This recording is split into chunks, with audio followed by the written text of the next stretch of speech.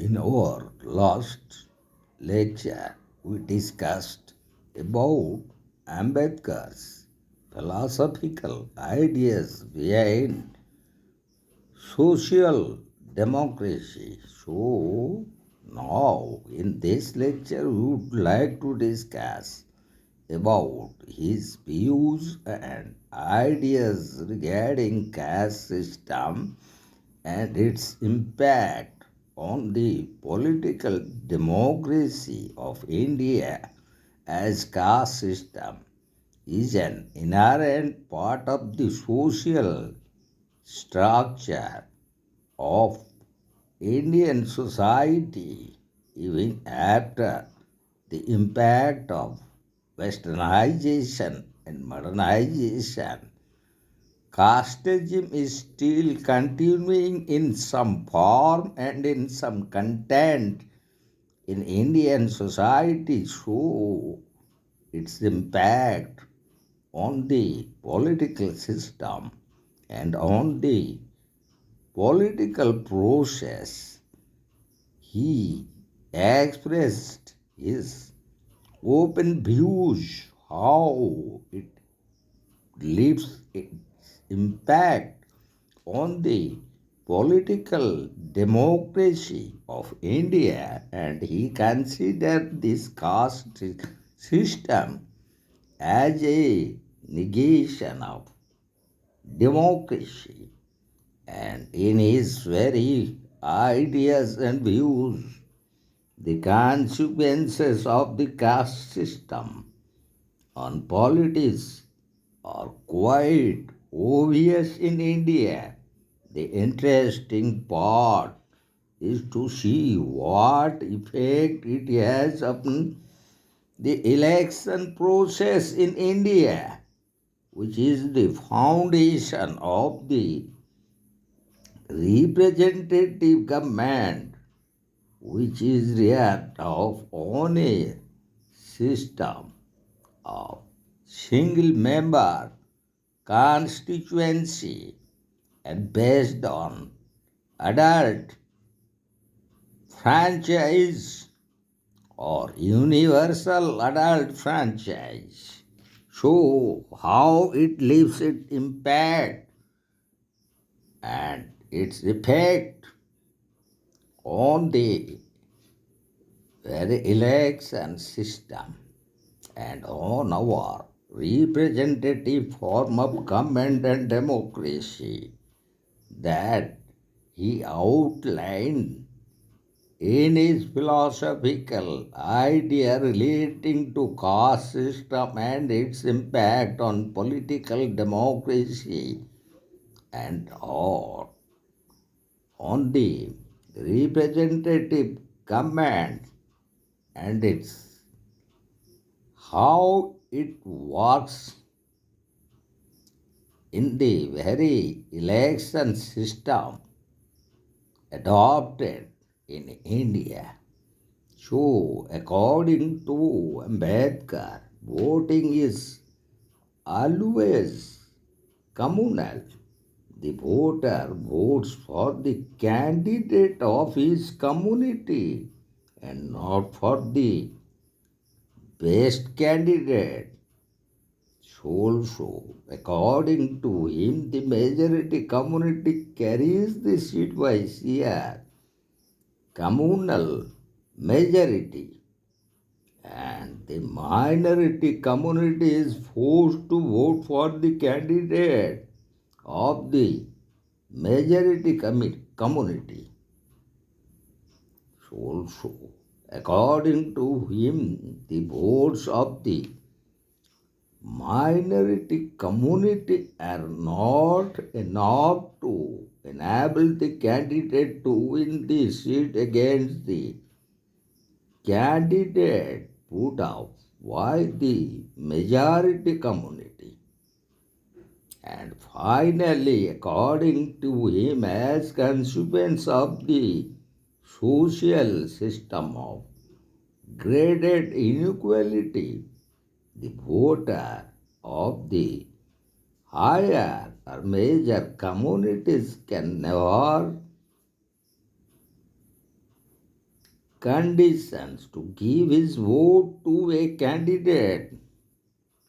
of a minority community. On the other hand, voter of the minority community who is socially on a lower level takes pride in giving his vote to the candidate of the majority community.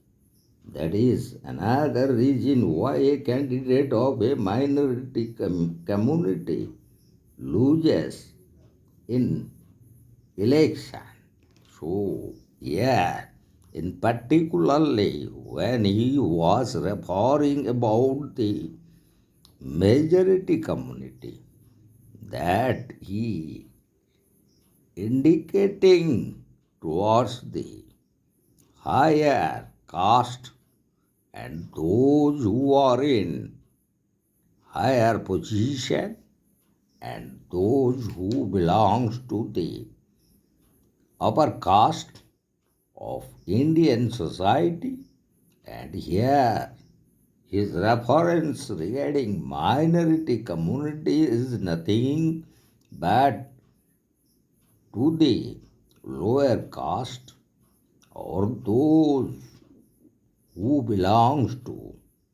the scheduled caste and scheduled tribes. So that also in reality and in practical application we found that in almost in all the states or in union territories of India,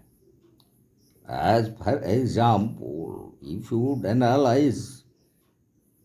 the election politics of the state of Bihar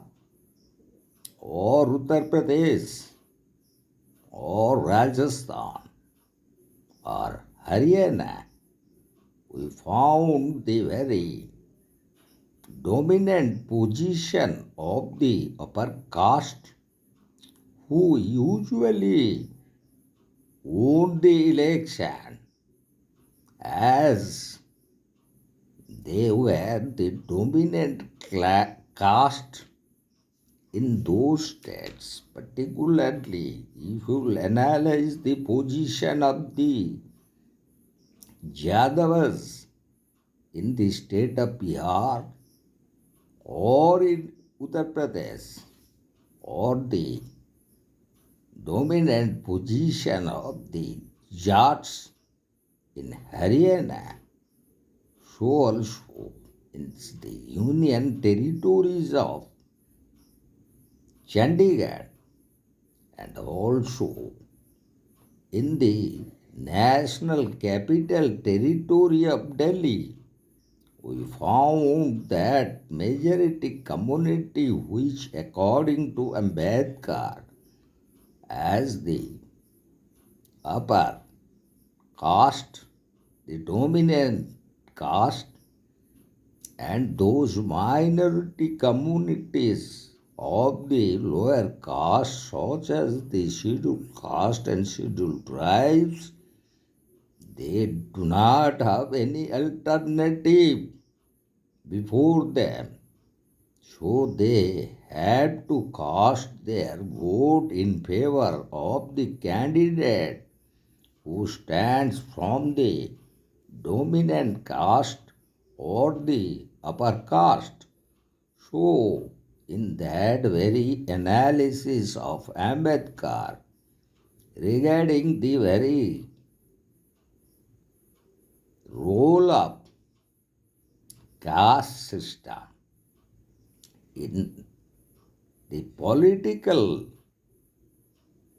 democracy as election is an integral part of the political democracy as it chooses the representatives to form a government. So, in India, in almost in all the states, whether it is in northern India or in southern India. In case of southern India, we found in the state of Karnataka, the Cook community, so also the Nair community in Kerala, they play a major role in determining the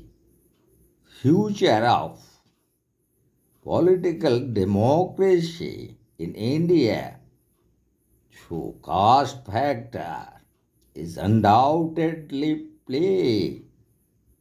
the most important role in determining the representative government and also the future of political democracy in India. So in this regard, Ambedkar was right while expressing his views of the majority community and also versus to minority communities in the very process of election, even though we have adopted an universal adult franchise or universal adult suffrage in India. So, the very caste system plays dominant role in determining the very political structure or the political democracy of India. So, according to him, the caste is a nation, but the rule of one caste over another may not be admitted to be the same as the rule of one nation over another. But supposing the case as is not carried so far, but is limited to majority and the minority, even then the question remains, what right has the majority to rule over the minority?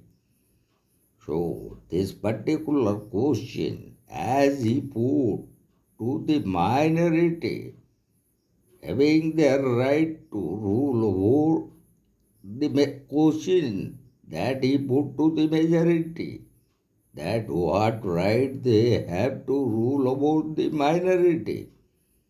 as the minority in the sense of Ambedkar belong to the all oppressed classes and those lower castes in the caste structure, and the very caste structure in India, in particularly the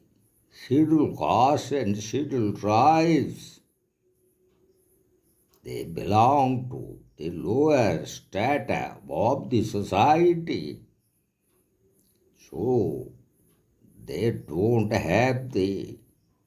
right position to play their role in the political democracy of India. So, to that extent, Ambedkar was right that the caste system in India always plays its vital role and it left always its lasting impact on the very election process of India, and it also determines the very future of the political democracy of India, which is based on a representative government, and that also through an universal adult franchise. So, in this context, we found Ambedkar was completely right in his views regarding caste system and its inherent impact on the election process and also in determining the political democracy and the representation of government.